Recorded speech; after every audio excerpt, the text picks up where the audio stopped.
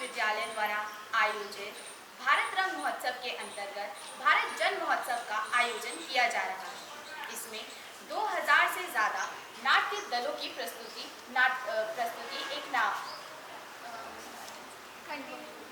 2000 नाट्य दल नाटक की प्रस्तुति कर रहे हैं, जिसमें हम रंग त्रिवेणी के कलाकार आप सभी के समक्ष लो आ गई सोने की चिड़िया नाटक की प्रस्तुति देने जा रहे हैं।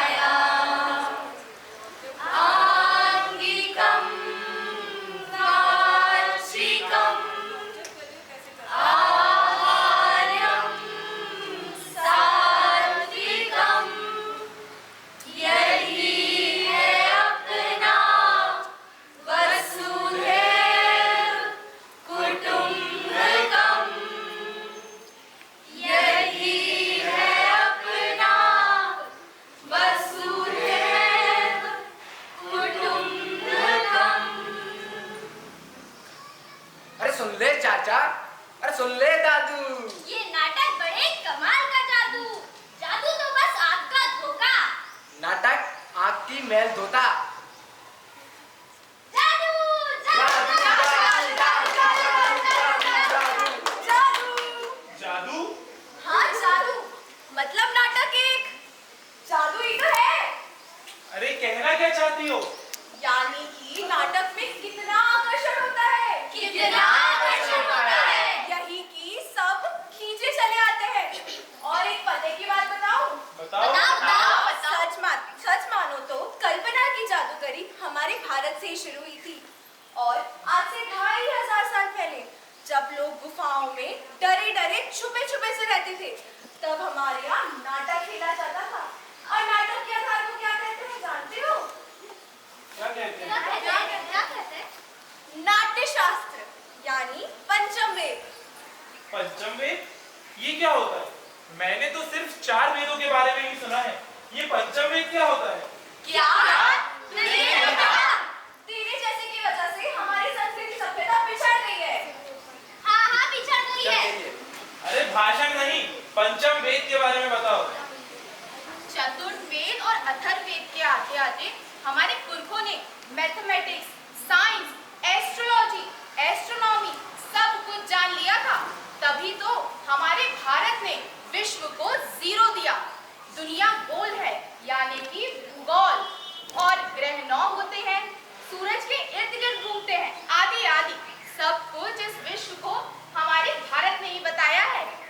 फिर लोगों को लगा कि आपस में देश श्रृंखलित और संस्कृति के बारे में बात होनी चाहिए।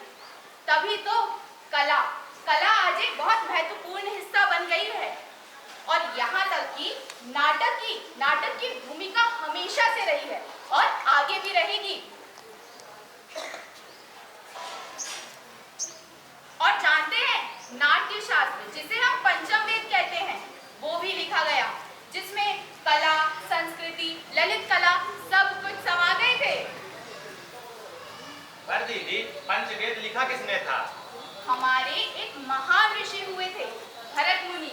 उन्होंने लिखा था पंचम वेद, यानी कि नाट्य शास्त्र।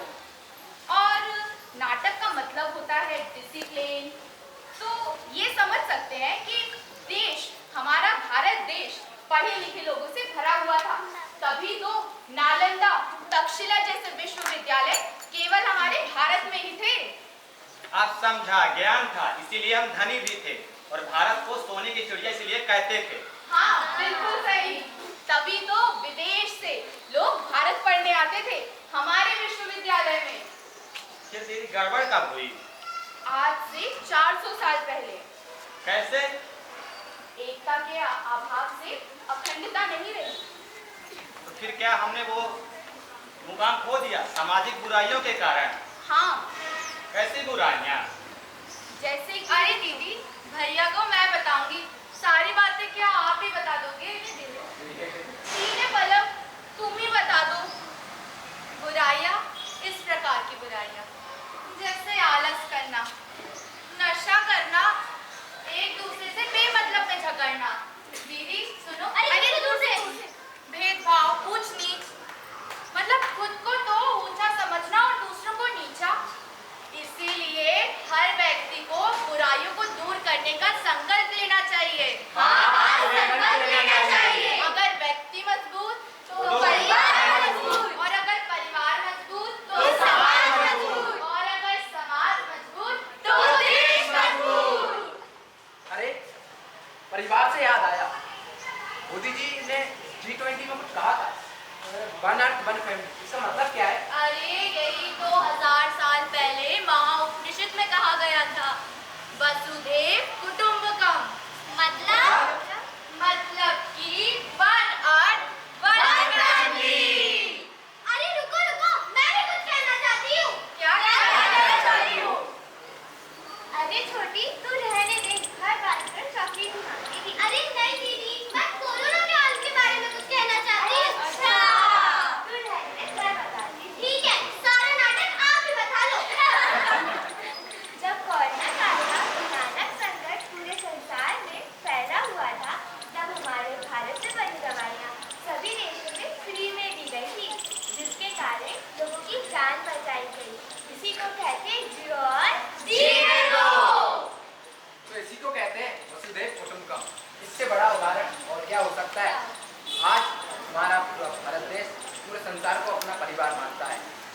अगर इसी तरह से हमारा चलता रहा तो एक दिन जरूर भारत देश सोने के लिए बन जाएगा, और इसी से ज्ञान का आदान प्रदान होता है और हमारी संस्कृति का भी आदान प्रदान होता है। तो हम इसी तरह आगे बढ़ते रहें और एक दिन जरूर हमारे भारत देश को सोने के लिए बनाएंगे। सोने की चिड़िया लो आ गई वापस मेरी सोने की चिड़िया, लो आ गई वापस मेरी सोने की चिड़िया, लो आ गई वापस मेरी सोने की चिड़िया। नहीं रहेगा कोई गरीब, नहीं बचेगा अत्याचारी, नहीं बचेगा अत्याचारी। खत्म हुई अब दुखी घड़ियां, जोड़ेंगे सब टूटी घड़ियां, जोड़ेंगे सब टूटी घड़ियां। लो आ गई वापस मेरी सोने की चिड़िया, लो आ गई वापस मेरी सोने की चिड़िया। ना मैं तुझको जाने दूंगा, वापस आजा हमारी चिड़िया, वापस आजा हमारी चिड़िया। सीमाओं का प्रहरी बनूंगा, आतंक को ना बसने दूंगा, आतंक को ना बसने दूंगा, आतंक को ना बसने दूंगा। लो आ गई वापस मेरी सोने की चिड़िया, लो आ गई वापस मेरी सोने की चिड़िया, लो आ गई वापस मेरी सोने की चिड़िया, लो आ गई वापस मेरी सोने की चिड़िया, लो आ गई वापस मेरी सोने की चिड़िया। क्या कहना है? लेकिन दीदी क्यों?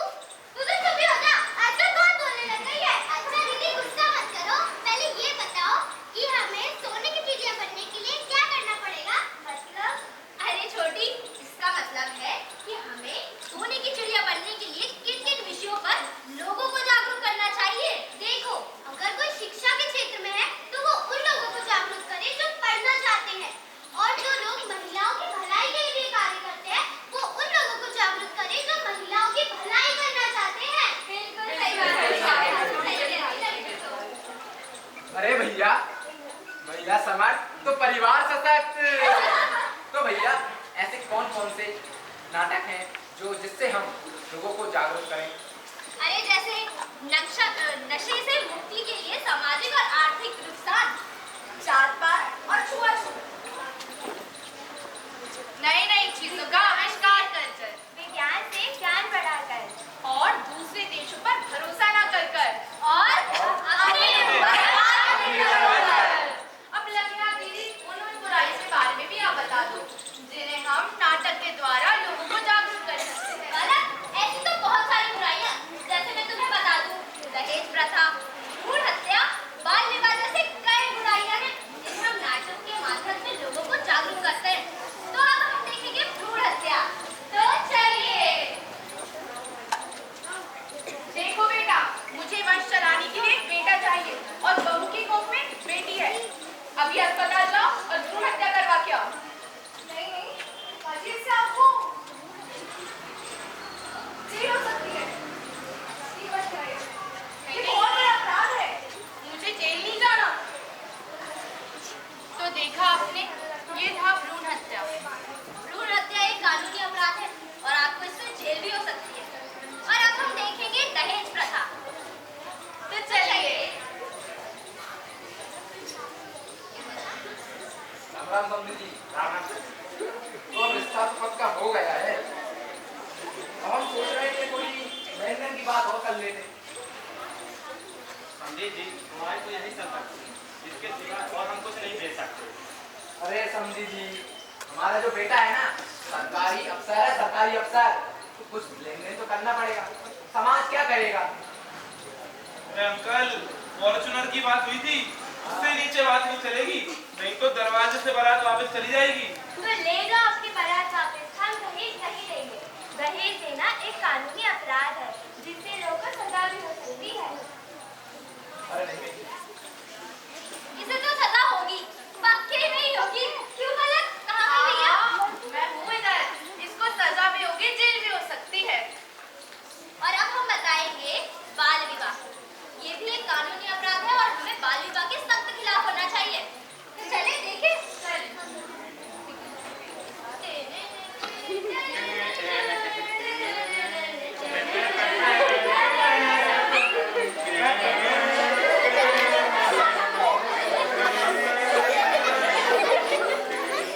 आप सभी लोगों से मेरा विनम्र निवेदन है कि बाल विवाह जैसी अपराधों को रोकिए।